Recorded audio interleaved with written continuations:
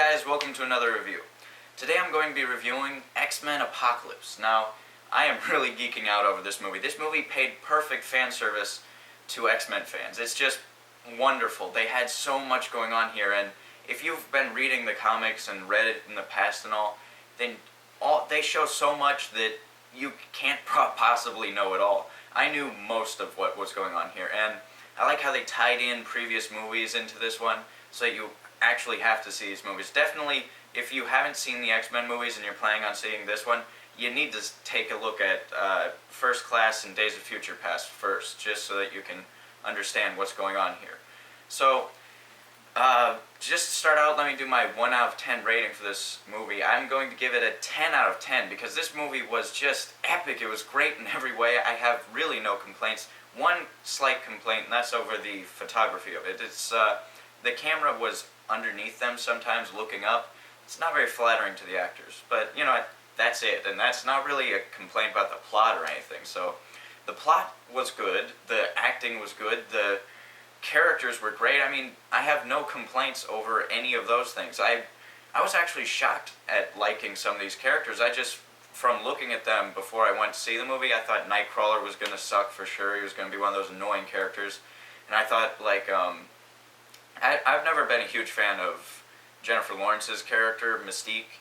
I mean, only when it was Rebecca Romijn. But now that I've seen this movie, I kind of like her more. She's more, I guess, relatable. She's not as annoying as before when I saw her. So I just love how every character got a little scene for themselves in this. It's not like in the Avengers where that one guy shot an arrow and then that other person punched someone. It's not that sort of thing. It's like they fully get a scene. They have a fight with a dude. They shoot something. They are there doing stuff. They're using their powers and they're being recognized. Now, some people complain that Jubilee wasn't in the movie or much at all. I have no complaints over that. I mean, they have so many main characters at this point. If they had her in there, it would seem a bit shoehorned. They don't need that many characters. They were just trying to get these main characters here, the young people and the like teacher type people, and just bring out their characters, use them to their full extent, and give perfect fan service for that. Having Jubilee there is enough, really, because I mean, come on, how would you work her in? You'd have to like write a whole other scene of having her in there. It would end up like X-Men Last Stand, where they tried to have too many of the characters jumping in. But this was perfect. It had the perfect amount of every character, I think. And Quicksilver's scene, come on, that is the best scene of the movie. Him running around the house, he saved the dog, he saved the people, he saved the goldfish, and he saved the pizza. He saved everything. He was amazing.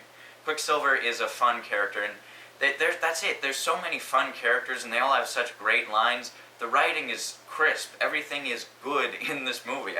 Maybe I'm just very biased because I'm a huge fan of X-Men, but I really thought this movie was one of the best movies I've seen. And the visual effects were great. The acting was definitely there.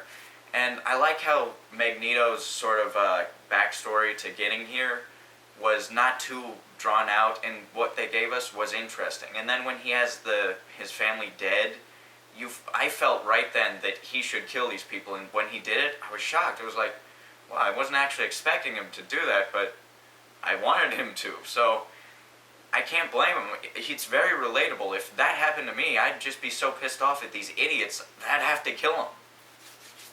And he did it. And people have complained that their motives aren't very, they don't have very good motives for joining Apocalypse. I think it was an acceptable motive. I mean, Magneto's always had a hatred towards mankind, and after his family dies like that, I figure he's pretty much past the point of no return. He's just so angry that he's willing to just destroy everything. So he's willing to join Apocalypse, especially after being offered more power, which, if you know Magneto from the comics, he's very driven by power.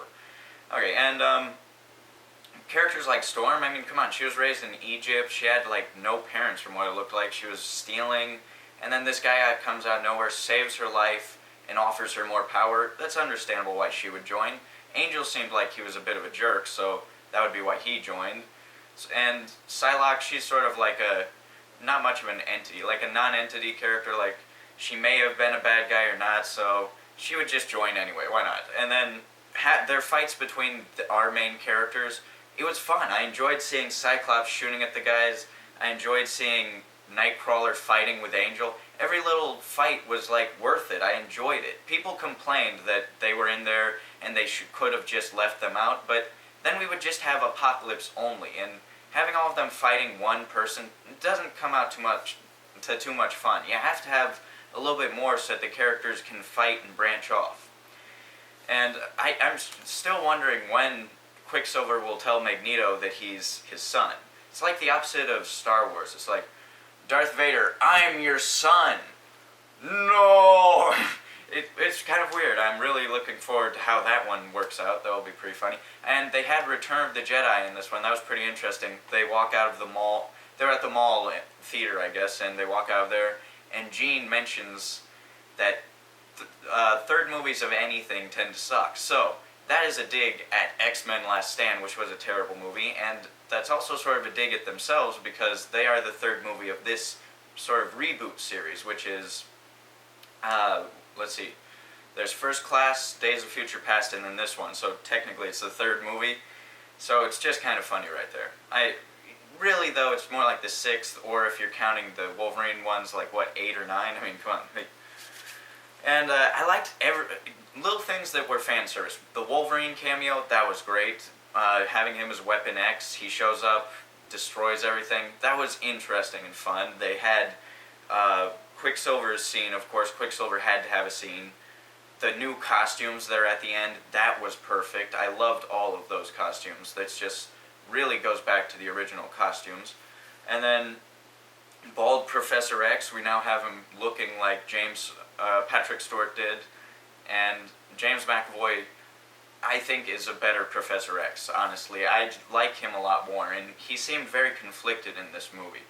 And I liked how all the 80s clothes and styles were sort of matched up pretty well. Like, they didn't have ridiculous stuff, but you could tell Professor X had a mullet going on. He had like a dress shirt that had rolled up sleeves. It's just little subtle 80s clothing here and there. That was very well done. And then, let me see. I have a list here of stuff written down so that I don't forget them yet. I wrote it very badly, so forgive me. Phoenix, having Jean Grey at the end defeating Apocalypse with the Phoenix power was very interesting. I'm wondering if that's how we're going to end up with her evil, if we're going to have to actually go through that whole thing again, which was basically done in Last Stand. So are they going to go that route again, or is this just showing off how powerful she is? I'm not sure. I'm hoping that they don't really go that route again, because I did not enjoy that. And I'd like to point out, these new characters I actually liked a lot more than the original characters. Like James Marsden, he was a great Cyclops, but this new guy, they gave him a lot more lines, gave him more stuff to do, and he's a good actor, so he was very likable while doing it. Famke Janssen was an okay Jean, but this new girl seems to be a lot more relatable. She's more understandable, is all. And I like how everyone is in love with Jean. You can kind of tell just from the way they're pulling off the acting. I mean, Professor Xavier looks like he's in love with Jean. Cyclops is in love with Jean. Wolverine, as soon as he sees her, is in love with Jean. That's exactly how it goes in the comics, so I love that a lot. That's, again, a little bit more of fan service.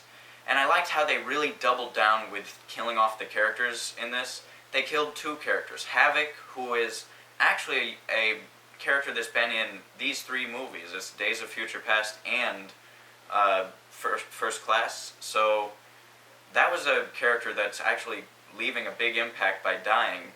And then they also killed off Archangel, which I'm sure all 5 of his fans are very pissed off by that. But I thought it was an interesting thing. It gives the movie a little bit more impact. Like, if you look at Age of Ultron, no one died. That wasn't very good. I mean, Age of Ultron is supposed to be like, oh no, the bad guy's so powerful. Ultron, what are we going to do? But then, when they find him, it's just like smack, smack, all of the robots are dead, and then he's dead, the end. In this, the bad guys are a real threat, and they end up killing each other in it, and it's just amazing. And then the whole world is impacted by this, because everything gets destroyed. I liked that a lot. It was very interesting. Wow. So I think that's pretty much everything that I need to touch upon. If I forgot anything, let me know. Make sure to like, comment, share, subscribe, and if you haven't seen this movie, make sure to check it out. It is great. And if you have, make sure to tell me what you thought in the comments below. Peace.